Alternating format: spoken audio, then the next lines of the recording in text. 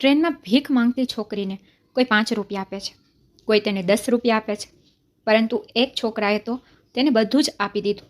મિત્રો, આ એક ખૂબ જ પ્રેરણાદાયી, રોમાંચક અને હૃદયસ્પર્શી વાર્તા છે. બસ વાર્તાને અંત સુધી સાંભળો. મિત્રો, અહીંથી વાર્તાની શરૂઆત થાય છે. પટનાથી કોટા ટ્રેનમાં એક છોકરો, જેનું નામ નિખિલ કુમાર છે, તે નીટ પરીક્ષાની તૈયારી કરી રહ્યો હતો. છેલ્લા 2 વર્ષથી તે તેના પોતાના શહેર પટનામાં કોચિંગ પેપર આપી રહ્યો હતો, પરંતુ તે તેની પરીક્ષા પાસ કરી શકતો ન હતો.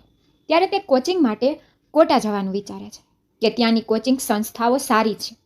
તે કોટામાં જ એડમિશન લે છે અને વિચારે છે આ મારા માટે સારું રહેશે, અને તે ત્યાં રહીને તૈયારી શરૂ કરે છે. પણ તે હોળીની રજાઓ મનાવવા માટે તેના ઘરે આવે છે અને રજાઓ પૂરી થયા બાદ ફરીથી કોટા જવાના રવાના થાય છે. તે પટનાથી કોટા જતી ટ્રેનમાં ચડે છે અને ટ્રેન આરાથી નીકળે છે ત્યારે તે જોવે છે કે એક છોકરી ટ્રેનના ડબ્બામાં ભીખ માંગી રહી છે. તે છોકરીને આ રીતે ભીખ માંગતી જોઈને તેને ખૂબ દયા આવી, કારણ કે તે છોકરી ખૂબ જ નિર્દોષ અને દેખાવમાં ખૂબ જ સુંદર હતી. તે છોકરીએ સાદો સૂટ પહેર્યો હતો, પણ તેના શરીરને સારી રીતે ઢાંકી દીધું હતું અને ભીખ માંગતી હતી. કોઈ તેને 5 રૂપિયા આપતું તો કોઈ તેને 10 રૂપિયા આપતું, અને કોઈ કહેતું કે આગળ વધો, અમારી પાસે કંઈ નથી. દરેકની પોતાની સોચ હોય છે. જ્યારે તે છોકરી ટ્રેનમાં ચડી, નિખિલ ત્યારથી તેને જોઈ રહ્યો હતો. તે ટ્રેનના બીજા દરવાજે હતી અને નિખિલ પાછલા દરવાજે ઊભો તેને જોઈ રહ્યો હતો. પછી એ છોકરી ભીખ માંગતી આગળ વધતી રહે છે અને નિખિલ આગળ આવીને ભીખ માંગવા હાથ લંબાવે છે. ત્યારથી નિખિલ તેને જોઈ રહ્યો હતો, અને પછી તેણે તેના ખિસ્સામાં હાથ નાખ્યો અને તેના હાથમાં 5નો સિક્કો આવ્યો, અને તેણે તે છોકરીના હાથ પર મૂકી દીધો અને તેની આંખોમાં સતત જોતો રહ્યો. છોકરીને પણ હવે થોડી શંકા થવા લાગે છે, કારણ કે તે લાંબા સમયથી ફક્ત તેને જ જોઈ રહ્યો હતો. જ્યારે પણ તે તેની તરફ જોતી ત્યારે તેની નજર તેના પર જ હોતી. પણ આ પ્રાચી માટે કંઈ નવું ન હતું. મિત્રો, એ છોકરીનું નામ છે પ્રાચી. તેના માટે આ કોઈ નવી વાત ન હતી, કારણ કે તે ખૂબ જ સુંદર છોકરી હતી. તેથી છોકરાઓ તેને જોતા જ રહેતા. હવે જ્યારે તે પૈસા લેતી વખતે તેની આંખોમાં જોઈ રહી હતી, ત્યારે પ્રાચી થોડી અસ્વસ્થતા અનુભવતી હતી, પણ તે માથું નીચે રાખી અને આગળ વધે છે. હવે તેને આ ડબ્બામાં દરેક પાસેથી ભીખ માંગી લીધી હતી, તેથી તે હવે બીજા ડબ્બામાં પ્રવેશે છે. નિખિલ પર પોતાની જાતને કાબૂમાં રાખી શકતો નથી, અને તે એ જ ડબ્બામાં તેની પાછળ જાય છે અને દરવાજા પાસે ઊભો રહે છે અને તેને ગુપ્ત રીતે જોતો રહે છે. તેને એક પછી એક બધા પાસે ભીખ માંગી લીધી હતી. હવે આ ડબ્બા પૂરા થવાના હતા. લગભગ 10 કે 15 મિનિટ વીતી ગઈ હતી. હવે નિખિલ પ્રાચી તરફ મોં ફેરવીને ઊભો છે, અને પ્રાચી જુએ છે કે એક છોકરો ઊભો છે. તે નિખિલની પીઠ જોઈ શકતી હતી, પણ તેને એ ખબર ન હતી કે તે એ જ છોકરો હતો જેને તેને ભીખ આપી દીધી હતી. પ્રાચીએ તેનો હાથ આગળ લંબાવ્યો. હવે નિખિલ પણ તેની સામે જુએ છે, અને પ્રાચીને સમજાતું નથી કે હવે શું કરવું, કારણ કે તે પહેલાથી જ તેની પાસે ભીખ માંગી ચૂકી હતી. પણ હવે જ્યારે નિખિલ પણ તેના ખિસ્સામાં હાથ નાખે છે, ત્યારે તેને તેના ખિસ્સામાંથી એક નોટોનું બંડલ મળી આવે છે, અને તે બંડલ 15,000નું હતું. અને પછી તે તેના હાથ પર મૂકે છે. હવે પ્રાચી આટલા પૈસા જુએ છે તો તે સમજી શકતી નથી કે આ છોકરાનું શું કરવું અને શું ન કરવું, કારણ કે તેના હાથમાં એટલા પૈસા છે કે તે ઘણા દિવસો સુધી ભીખ માંગીને પણ આટલા પૈસા ભેગા કરી શકત નહીં. અને અહીં એક ક્ષણમાં છોકરો તેને 15,000 રૂપિયા આપી દે છે. હવે નિખિલ પ્રાચીની આંખોમાં જોઈ રહ્યો હતો, અને પ્રાચી પણ તેની આંખોમાં જોવા લાગી. બંને એકબીજાની વાત સમજી શકતા ન હતા. પ્રાચી કંઈક કહેવા માંગે છે. આ પહેલાં જ નિખિલ કહે છે, અત્યારે મારી પાસે આટલા જ છે, આનાથી વધુ કંઈ નથી. આ સાંભળતા જ પ્રાચી તેની નજર નીચી કરી નાખે છે. તેને ખબર નથી કે આ પૈસા તેને પોતાની પાસે રાખવા કે નહીં. હવે નિખિલ પણ ત્યાં થોડી અસ્વસ્થતા અનુભવવા લાગ્યો, તેથી તે ફરીથી ત્યાંથી નીકળી ગયો અને તે પોતાની સીટ પર જઈને બેસી ગયો. હવે પ્રાચી આગલા સ્ટેશને ઉતરી જાય છે, કારણ કે તે પણ સમજી શકતી નથી કે તેની સાથે શું થયું છે, કારણ કે આજ સુધી તેને આટલા પૈસા કોઈ આપ્યા ન હતા. તેને અત્યાર સુધીના સૌથી વધુ પૈસા મળ્યા હતા. તેને કોઈ 100 રૂપિયા મળતા, અને હવે એક જ વારમાં તેને 15,000 મળ્યા હતા. તે તેના માટે મોટી વાત હતી. પરંતુ નિખિલ કુમાર એક સારા અને અમીર પરિવારનો હતો, અને તેને 15,000ની રકમથી કોઈ ફરક પડતો ન હતો. અને આ સિવાય 100-200 વીઘા જમીન પણ તેના પિતાની પડી હતી. તેથી તે નીટ માટે ખૂબ જ સરળતાથી તૈયારી કરી રહ્યો હતો. તે વિચારે છે કે ચાલો પહેલાં જોઈએ, નંબર લાગે તો સરકારી કોલેજમાં એડમિશન મળી જાય, અથવા હું ખાનગી કોલેજમાંથી પણ ડોક્ટરિંગનો અભ્યાસ કરીશ, કારણ કે તેના પિતા આટલા પૈસાનું રોકાણ કરવા તૈયાર હતા. મિત્રો, નિખિલ તેની સીટ પર બેઠો હતો અને તેની પાસે વધારે પૈસા બચ્યા ન હતા. મતલબ કે હવે રોકડા ખત્મ થઈ ગયા હતા, કારણ કે તેણે તે છોકરીને બધા પૈસા આપી દીધા હતા. પરંતુ તેના બેંકના ખાતામાં અને એટીએમમાં ઘણા પૈસા હતા, પણ હવે કેશ ખતમ થઈ ગયા હતા. તેથી તે વિચારવા લાગ્યો કે મેં શું પાગલપણું કર્યું છે, અને તે થોડીવાર આમ જ વિચારતો રહે છે. હવે જ્યારે ટ્રેન આગલા સ્ટેશન પર ઊભી રહે છે, ત્યારે તે નીચે ઉતરીને બીજા ડબ્બામાં જાય છે અને જુએ છે કે છોકરી હજુ પણ ભીખ માંગી રહી નથી ને, પણ તે તેને ક્યાંય દેખાતી નથી. પછી તેને લાગે છે કે કદાચ તે પહેલાં જ સ્ટેશન પર ઉતરી ગઈ હશે, અને પછી કોટા પહોંચી જાય છે અને પોતાનો અભ્યાસ શરૂ કરે છે. કેટલાક દિવસો આમ જ પસાર થાય છે, પરંતુ પછી એક રાત્રે તે તેના સપનામાં તે છોકરીને જુએ છે. સપનું એવું હતું કે છોકરી તેને કંઈક કહેવા માંગતી હતી. તે તેની પોતાની પાસે બોલાવી રહી હતી. પછી તેની આંખો ખુલે છે અને તે બેસે છે અને વિચારમાં પડી જાય છે. તે ખૂબ જ બેચેન બની ગયો હતો. તે પોતાની જાતને કોસવા લાગે છે કે મારે મારી સીટ પર બેસવાને બદલે તે છોકરીની પાછળ જવું જોઈતું હતું. તેની સાથે વાત કરવી જોઈતી હતી કે તે કોણ છે, ક્યાં રહે છે. આ બધી બાતો તેના મનમાં ભટકવા લાગે છે. તે ઊંઘી શકતો નથી. તેને લાગવા માંડે છે કે કદાચ હું તેના પ્રેમમાં પડી ગયો છું. યાર, હું કદાચ પહેલી નજરમાં જ તેના પ્રેમમાં પડી ગયો હતો, અને તેથી જ મેં તેને ખૂબ જોવાનું શરૂ કર્યું. હવે વિચારે છે કે શું કરવું. જો આ વાત મારા મનમાં આ રીતે દબાયેલી રહી તો મુશ્કેલી થશે. તેથી પછી તે આખી વાત તેના મિત્ર સાથે શેર કરે છે અને કહે છે કે હું તેને મળ્યા વિના રહી શકતો નથી. જ્યાં સુધી તે ઇનકાર ન કરે અથવા જવાબ ન આપે, ત્યાં સુધી મારા મનને શાંતિ નહીં મળે. તેનો મિત્ર તેને સલાહ આપે છે અને કહે છે કે તને તે છોકરી જલ્દી મળી જશે, કારણ કે આવા લોકોની પોતાની જગ્યા જ હોય છે કે આપણે આ સ્થળોએ જઈને આપણું સોંપેલું કામ કરવાનું છે. જો તે તને ટ્રેનમાં મળી છે તો તું ફરીથી ત્યાં જા, તે તને જરૂરથી મળશે. તેથી બીજા દિવસે પટનાથી કોટા જતી ટ્રેનમાં નિખિલ ચડે છે, પરંતુ છોકરી ક્યાંય દેખાતી નથી. ત્યારે તેને ખ્યાલ આવે છે કે છોકરી મને આરા સ્ટેશનથી મળી હતી, અને પછી તે આરા સ્ટેશન પહોંચે છે અને આવનારી બધી ટ્રેનોમાં એક પછી એક ચડે છે. અંતે તે છોકરીને શોધે છે અને અંતે તેને ટ્રેનના જનરલ ડબ્બામાં જુએ છે. તે ભીખ માંગતા નિખિલ તરફ આવી રહી હતી, અને નિખિલને જોતાં જ તેના ચહેરા પર આછું સ્મિત દેખાયું. નિખિલ પણ તેને જોઈને ઘણો ખુશ થાય છે. તે આગળ જવા માંગતી હતી, પણ નિખિલથી આગળ જવાની તેનામાં હિંમત ન હતી.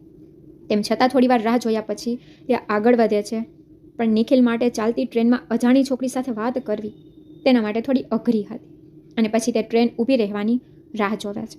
ત્યારે આરા પાસેના એક નાનકડા સ્ટેશન પર ટ્રેન ઊભી રહે છે અને પ્રાચી ટ્રેનમાંથી નીચે ઉતરી જાય છે. તે વિચારવા લાગે છે, આ છોકરો 3-4 દિવસ પહેલાં જ આવ્યો હતો અને આજે પાછો આવ્યો. તેને કશું સમજાતું ન હતું. એક ક્ષણ માટે તેને વિચાર્યું કે કદાચ તે ફક્ત મારા માટે જ આવ્યો છે, પરંતુ તેને વિચાર્યું કે હું કેવી છું અને તે કેવો છે, અને તેને 15,000 રૂપિયા પણ આપ્યા હતા. પણ નિખિલ પણ ટ્રેનમાંથી નીચે ઉતરે છે અને ચૂપચાપ તેની પાછળ જવા લાગે છે. પીરાજી સ્ટેશનની પાછળથી એક કાચો રસ્તો છે.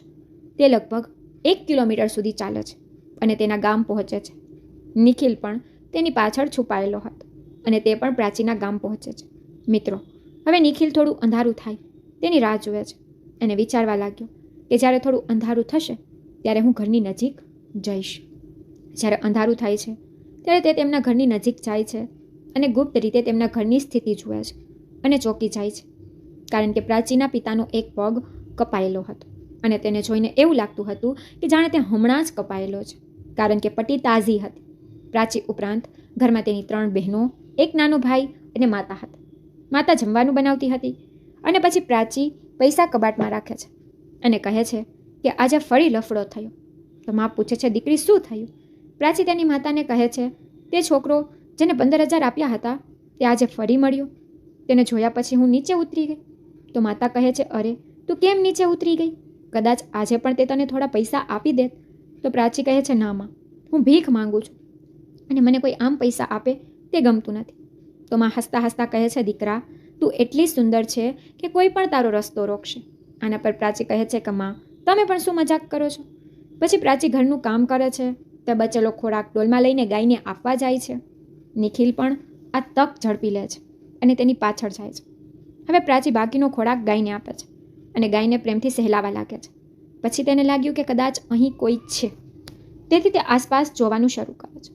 તેની પાસે એક ટોર્ચ હોય છે.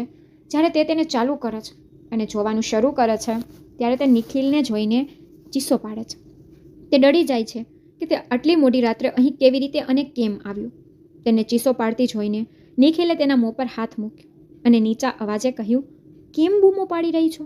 હું તને મળવા આવ્યો છું. નિખિલે એક હાથમાં તેનું મોં પકડી રાખ્યું હતું અને બીજા હાથે તેને પકડી રાખી હતી. હવે બંને એકબીજાને જોતા રહે છે.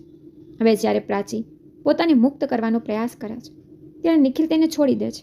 તે કહે છે, જો તું એટલી ડરી ગઈ છે તો ઠીક છે, હું પાછો જાઉં છું. હવે નિખિલ પ્રાચીને છોડી દે છે. પ્રાચી તેનાથી થોડે દૂર ઊભી રહે છે અને તેની સામે જોવાનું શરૂ કરે છે અને કહે છે કે તમે ખરેખર મને મળવા આવ્યા છો? તમે મને જોવા આવ્યા છો? આના પર નિખિલ કહે છે, શું તને એવું લાગે છે કે મારું આવવાનું બીજું કોઈ કારણ છે? જ્યારથી મેં તને જોઈ છે હું ખૂબ બેચેન બની ગયો છું. મને ન તો ભણવાનું મન થયું કે ન તો કોઈ કામ કરવાનું. હું રહી ન શક્યો, બસ તને શોધતો રહી. પ્રાચી કંઈ બોલતી નથી, તેની વાત સાંભળી રહી હતી. તો જો તેને જોઈને નિખિલ કહે છે કે કદાચ તને મારું અહીં આવવું પસંદ નથી. ઓકે, હું હવે પાછો જાઉં છું અને સવારે સ્ટેશન પર તારી રાહ જોઈશ. જો તમે મને ન જુઓ તો પણ હું તને જોવા આવીશ અને તમે મને રોકી નહીં શકો. હવે નિખિલ ત્યાંથી જવાનું શરૂ કરે છે. તેને જતા જોઈને પ્રાચી નીચા અવાજે કહે છે, સાંભળો. પ્રાચીનો અવાજ સાંભળીને નિખિલ અટકી જાય છે. પ્રાચી કહે છે, હવે તમે રાત્રે ક્યાં ભટકશો? જો તમે ઈચ્છો તો તમે અહીં રહી શકો છો. રાત બહુ થઈ ગઈ છે. સ્ટેશન પર પણ ભોજન વગેરે ઉપલબ્ધ નહીં હોય. પછી તે એક ખાટલો મૂકે છે અને નિખિલને અહીં આરામ કરવા કહે છે અને કહે છે કે જ્યારે બધા સૂઈ જશે ત્યારે હું તમારા માટે ભોજન પણ લાવીશ. આ સાંભળીને નિખિલની ખુશીની કોઈ સીમા નથી રહેતી અને નિખિલ તેના વિશે ઘણું આગળ વિચારવાનું શરૂ કરે છે. હવે પ્રાચી ઘરે જાય છે ત્યારે માં રોટલી બનાવતી હતી. તે તેની માતાને કહે છે, માં, હવે તમે ભોજન કરો, હું રોટલી બનાવીશ. કારણ કે તે ઈચ્છતી ન હતી કે માતા રોટલી બનાવે અને કોઈ પણ રોટલી બળી જાય. પછી તે દરેકના સૂવા માટે રાહ જુએ છે અને બધાના સૂઈ ગયા પછી તે 3-4 રોટલી અને અથાણું રાખીને ચૂપચાપ નિખિલ પાસે જાય છે. પ્રાચીને આવતા જોઈને નિખિલ ઊભો થાય છે. પ્રાચી તેને જમવાનું આપે છે અને પોતે નીચે બેસે છે. ત્યારે નિખિલ કહે છે કે પહેલાં તો તમે ઉપર બેસો. પરંતુ પ્રાચી કહે છે કે ના, હું અહીં ઠીક છું, તમારું ભોજન લો. ખબર નહીં કેટલા સમયથી ભૂખ્યા છો. પછી નિખિલ હાથ ધોવે છે અને રોટલીનો ટુકડો તોડી પ્રાચીને આપે છે. પ્રાચીએ કહ્યું, તમે ખાઓ, મેં જમી લીધું છે. એટલે નિખિલ કહે છે, ના, હું સારી રીતે જાણું છું તમે હજી ખાધું નથી. તને જોઈને જ લાગે છે કે તને પણ ભૂખ લાગી છે. પછી નિખિલ અને પ્રાચી બંને સાથે બેસીને ખાય છે. નિખિલ પોતે પણ ખાય છે અને પ્રાચીને પણ ખવડાવે છે. રાત્રિ ભોજન પછી તેઓ વાત કરે છે. ત્યારે નિખિલ પૂછે છે કે તમે આ કામ કેટલા સમયથી કરો છો? તો પ્રાચી કહે છે કે મારા પિતા પહેલાં મજૂર તરીકે કામ કરતા હતા, પરંતુ એક અકસ્માતમાં તેમનો એક પગ બગડી ગયો અને તેનો પગ કાપવો પડ્યો હતો. તેથી તે કામ કરવામાં અસમર્થ છે અને જેટલા પૈસા ભેગા કર્યા હતા તે દવાઓ પર ખર્ચ થઈ ગયા. તેથી મને મારા ઘરનું ભરણ પોષણ કરવા માટે ભીખ માંગવી પડે છે અને મને આનાથી વધુ કંઈ સારું લાગ્યું નહીં. હું સમયસર મારા ઘરે આવું છું. હા, લોકો મને ખોટી રીતે જુએ છે, પણ મારે મારા પરિવારનું પણ જોવું પડે છે.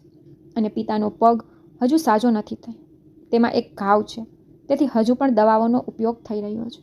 હવે નિખિલ પણ પોતાના વિશે બધું જ કહે છે કે હું તૈયારી કરી રહ્યો છું. તેઓ એકબીજા સાથે પોતાના વિશેની માહિતી શેર કરે છે. તે વાત કરી રહ્યા હતા ત્યારે સવારના 4 વાગ્યા હતા અને હવે પ્રાચીએ કહ્યું, સવાર થઈ ગઈ છે, હવે ચાલો સ્ટેશન પર જઈએ. હું તમને ત્યાં છોડી દઈશ. તો નિખિલ કહે છે, ના ના, હું જાતે જ જઈશ. પણ પ્રાચી સંમત ન થઈ અને તે તેને સ્ટેશન પર મૂકવા જાય છે. નિખિલ એક જ શરત પર જાય છે કે હું કાલે રાત્રે ફરી આવીશ અને દિવસ દરમિયાન તે હોટલમાં રોકાશે. પછી પ્રાચી ઘરે જઈને સૂઈ જાય છે અને ભીખ માંગવા પણ નથી જતી. ત્યારે માતા એને પૂછે છે કે તું કેમ ગઈ નથી? તો પ્રાચી કહે છે કે આજે મારી તબિયત સારી નથી. કારણ કે નિખિલે તેને સખ્ત મનાઈ કરી હતી કે હવે ભીખ માંગવાની જરૂર નથી. તે બંને એકબીજાના પ્રેમમાં પડવા લાગ્યા હતા અને ત્યારે નિખિલ કહે છે કે તારો પરિવાર પણ મારો જ પરિવાર છે. હવે ફરી રાત થઈ ગઈ. નિખિલ આવી ગયો હતો. આજે પ્રાચીએ પોતાના હાથે ભોજન બનાવ્યું હતું અને બધા સૂઈ ગયા. પછી તે બંને સાથે બેસીને ભોજન કરે છે અને વાતો કરે છે. કોઈ ખોટી લાગણી તેમના મનમાં ઉદ્ભવતી નથી, કારણ કે નિખિલ એવી કોઈ હરકત કરતો નથી અને ના પ્રાચી, કારણ કે તેમનો પ્રેમ સાચો હતો. બસ આમ જ સવાર પડતા નિખિલ હોટલમાં પાછો ફરે છે અને આ સિલસિલો લગભગ 5-6 દિવસ સુધી ચાલે છે. નિખિલ દિવસે હોટલમાં જમી લેતો અને રાત્રે પ્રાચી તેને ખવડાવતી. હવે 7મો દિવસ આવ્યો ત્યારે પ્રાચીની માતાને થોડી શંકા થવા લાગે છે કે તે ભીખ માંગવા નથી જઈ રહી અને તેની માતા તેની પુત્રીનું શું કામ કરે છે તેના પર નજર રાખવા માંગે છે. તે આજે રાત્રે ઊંઘતી નથી અને પ્રાચી જમવાનું લઈને જાય છે તો તે તેની પાછળ જાય છે અને ગુપ્ત રીતે તે બંનેને જુએ છે તો બંને સાથે બેસીને ભોજન કરી રહ્યા હોય છે. આ જોઈને પ્રાચીની માતા તેમની પાસે જાય છે અને પૂછે છે કે આ શું થઈ રહ્યું છે. નિખિલ તેની માતાને જોઈને થોડો ડરી જાય છે અને પ્રાચી પણ ડરી જાય છે. તેમ છતાં પ્રાચી થોડી હિંમત એકઠી કરે છે અને કહે છે કે તે એ જ છોકરો છે જેણે અમને 15,000 આપ્યા હતા. આ સાંભળીને માં થોડી ચૂપ થઈ જાય છે કારણ કે તેમના ઘરમાં પ્રાચી વારંવાર નિખિલ વિશે વાત કરતી. પ્રાચી હંમેશા તેના વખાણ કરતી કે એ છોકરો બહુ સારો છે. હવે પ્રાચી તેની માતાને બધી વાત કહે છે અને પછી નિખિલ પણ આગળ આવીને કહે છે કે તે પ્રાચી સાથે લગ્ન કરવા માંગે છે અને તે પોતાના વિશેની તમામ માહિતી પણ આપી દે છે. તો પ્રાચીની માતા કહે છે કે આ બધું તો બરાબર છે દીકરા, પણ તારા માતા પિતા આ લગ્ન સ્વીકારશે? નિખિલ કહે છે માજી, તમે આ બધાની ચિંતા ન કરો, તમે લગ્ન કરાવી દો. આ કેવી રીતે કરવું હું બરાબર રીતે જાણું છું. પછી બીજા દિવસે પ્રાચીની માતા બંનેને મંદિરે લઈ જાય છે અને તેમના લગ્ન કરાવે છે. લગ્ન પછી નિખિલ પ્રાચી સાથે કોટા જાય છે અને તેમના ખર્ચ માટે નિખિલ તેમના ખાતામાંથી પૈસા ઉપાડી લે છે અને પ્રાચીની માતાને આપે છે અને હાથ જોડીને પ્રાચીની માતાને વિનંતી કરે છે કે હું પણ તમારા પુત્ર જેવો જ છું, તેથી કોઈ પણ રીતે અચકાવું નહીં. પુત્ર અને જમાઈમાં કોઈ ફરક નથી હોતો. હું પુત્ર તરીકેની બધી ફરજ નિભાવીશ. હવે બંને કોટા પહોંચે છે. નિખિલ પણ ભણતો હતો પણ હવે ભણવામાં તેને બહુ ધ્યાન આપ્યું ન હતું. જ્યારથી તેના લગ્ન થયા હતા ત્યારથી તે આખો દિવસ તેની પત્ની સાથે જ ફરતો રહેતો. પતિ પત્ની બંને સારું જીવન જીવતા હતા. લગભગ 1.5 મહિનો આમ જ વીતી ગયો પણ હવે નિખિલના ઘરે કોઈએ સમાચાર આપ્યા કે તમારા પુત્રના લગ્ન થઈ ગયા છે અને જો લગ્ન થયા ન હોય તો પણ તે એક છોકરી સાથે લિવ ઇન રિલેશનશિપમાં રહે છે અને તેનું અભ્યાસમાં પણ ધ્યાન નથી. બસ દિવસ રાત તેની સાથે ફરતો રહે છે. આ સાંભળીને નિખિલના પિતા ગુસ્સે થઈ જાય છે અને તે વાત પર વધુ ગુસ્સે થાય છે કે તે આ રીતે કેવી રીતે લિવ ઇનમાં રહી શકે. તે તેના પુત્રને સીધો જ ફોન કરે છે અને પૂછે છે કે તમે કોઈ છોકરી સાથે કેવી રીતે લિવ ઇનમાં રહી શકો છો, અને જો તારે રહેવું હતું તો તેની સાથે પહેલાં લગ્ન કર્યા હોત, અને તે છોકરી કોણ છે? પણ ત્યારે નિખિલ જૂઠું બોલે છે અને કહે છે પપ્પા, આ છોકરી મારી સાથે ભણતી હતી અને અમે પરણિત છીએ, લિવિંગમાં નથી રહેતા. કારણ કે પ્રાચી અત્યંત સુંદર હતી પણ તેની સુંદરતા થોડી દબાઈ ગઈ હતી તેના ઘરના સંજોગોને લીધે. હવે જ્યારે તે નિખિલ સાથે આરામદાયક વાતાવરણમાં રહે છે ત્યારે તેના ચહેરા પર ચમક આવી જાય છે. કોઈ પણ હિરોઈનની સુંદરતા પણ તેની સરખામણીમાં નિસ્તેજ થવા લાગી હતી અને બધા નિખિલને કહેતા કે ભાઈ છોકરી લાવ્યો છે તો આ લાવ્યો છે. હવે નિખિલના પિતા કહે છે કે તારા લગ્ન થઈ ગયા છે તેથી છોકરીને ઘરે લઈ આવ અને અહીં પણ રીતિ રિવાજનું પાલન કરો. હવે નિખિલ પ્રાચી સાથે ઘરે જાય છે અને બધી જ વિધિઓ ખૂબ તૈયારી સાથે પૂરી થાય છે. હવે નિખિલના માતા પિતા કહે છે કે દીકરા, તેના માતા પિતા ક્યાં છે? નિખિલ કહે છે પપ્પા, તે પણ ગુસ્સે છે. ધીમે ધીમે હું તેનો પરિચય કરાવીશ. નિખિલે વિચાર્યું કે જો તે હવે આ લોકોને સત્ય કહેશે તો તેઓ ખૂબ ગુસ્સે થઈ જશે અને સમસ્યાઓ ઊભી કરશે, અને પછી તે તેની પત્નીને સમજાવે છે કે તારે આ બધા લોકોની ખૂબ સેવા કરવી પડશે અને આ લોકોનો ભરોસો જીતો, તેમના દિલ જીતી લો, જેથી તેઓ બધા તારાથી વધુ ખુશ થાય અને તને પ્રેમ કરવા લાગે. અને આવું જ કંઈક થાય છે. પ્રાચી તેના સાસુ અને સસરાની ખૂબ સેવા કરે છે, દરેક વસ્તુનું ધ્યાન રાખે છે અને પછી એક દિવસ નિખિલ તેના માતા પિતાને સત્ય કહે છે. ત્યારે તેના માતા પિતા પણ ખૂબ ખુશ થાય છે અને તેના વખાણ કરે છે અને કહે છે કે પુત્ર, તે ખૂબ જ યોગ્ય અને ખૂબ જ સારું કામ કર્યું છે. કદાચ જો તે મોટા પરિવારની છોકરી હોત તો કદાચ તે આપણને આટલું માન સન્માન આપી શકી ન હોત, તે આપણા પ્રત્યે આટલી સમર્પિત ન હોત. નિખિલના માતા પિતા પ્રાચીના માતા પિતાની મળવા જાય છે અને તેઓ તેમને પણ પોતાની સાથે ઘરે લાવે છે અને હવે તેઓ બધા પ્રેમથી સાથે રહેવા લાગે છે. તો મિત્રો, નિખિલ કુમાર વિશે તમારો શું અભિપ્રાય છે? કૃપા કરીને અમને કોમેન્ટ કરીને જણાવો. મિત્રો, તમને વાર્તા કેવી લાગી કોમેન્ટ કરીને જણાવજો.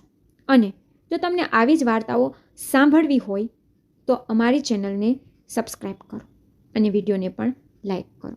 Thank you.